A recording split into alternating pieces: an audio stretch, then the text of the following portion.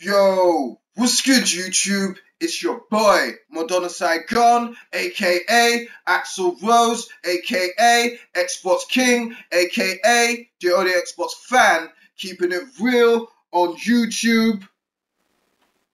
And we're finna talk gaming. Now, with the release of the PlayStation 4, the whole PlayStation brand as a whole has experienced what we will call a revitalization, which is a good thing because it's bringing in new gamers and, it's creating a whole healthy ecosystem for the whole brand. And Sony needs the money right now, so hopefully they can pump things back into the development of new titles, which is excellent because with the success of the PlayStation 4 has come this insatiable appetite for new AAA titles, which is understandable. As everybody pretty much knows, Sony have the biggest first party out of the three head honchos, so we only want to see what we've seen them do in the past, with them delivering awesomely on the PlayStation 3 with stellar titles like Uncharted, Heavenly Sword, Infamous, and a lot of these have been new IPs, which didn't regurgitate the same tropes as we'd seen in the generations before. Kudos, Sony. But one thing that is very surprising is that Shuhei Yoshida recently in an interview states that he doesn't know why people want big budget AAA exclusives, and he was also worried about the success of Little Big Planet.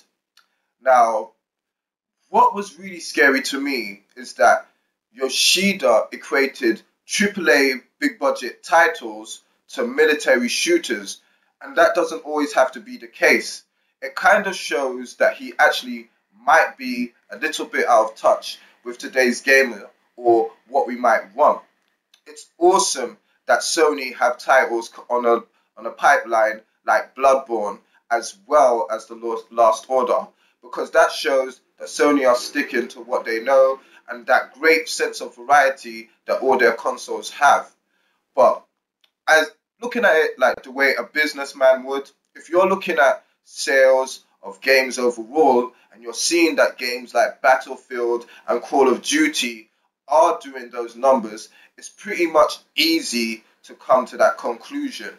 But still, it does demonstrate, how should I say, a kind of lack of being in touch with today's consumer, because I'm sure a lot of people, a lot of higher ups in developments must be hit to the fact that people want to see old titles like Onimusha or Shenmue or Half-Life. Okay, maybe that was a bad example, but they want to see new versions of these games. There's just too many times where at the moment you're talking to, a PlayStation fan and you'd be like, yo, what up? What are you playing at the moment? Infamous! Woo! Infamous! What? You got Infamous? Whew, that game is tight. Yo, I'm an Xbox dude, but hands down, best looking game this gen. Like, ain't nothing touching that so far, man. Not gonna lie, I'm feeling Sunset Overdrive's color scheme and, it's overall art style though. But Infamous, killing it completely, man. When did that come out? Back in February, March? Still a benchmark for gameplay now, son. Anyway, what are you playing right now? New stuff, exclusives, it's Sony. We know they bring the heat. What are you playing now, man? Come on. Infamous!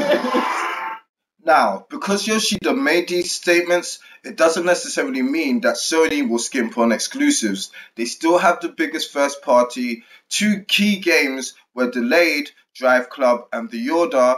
And, unless we really hear that all the developers from their first party have been fired, will be cool.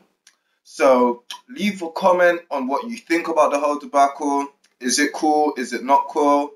Like, subscribe and share. Just like to give a couple of shout outs.